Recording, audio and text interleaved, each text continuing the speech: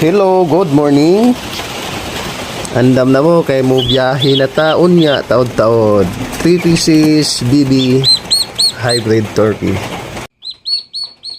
Ayan, naka-ready na po yung box. Kaya lang, sobrang umaga pa. Ayan na, si Mrs. hindi pa nag-ready.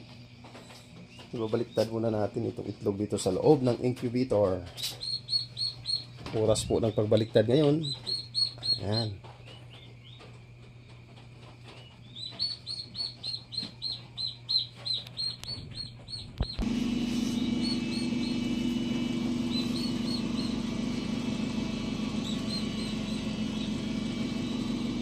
Bago po tayo alis ng bahay para ihatid si Mrs. sa kanyang trabahuan, ito, iikutin muna natin yung mga itlog.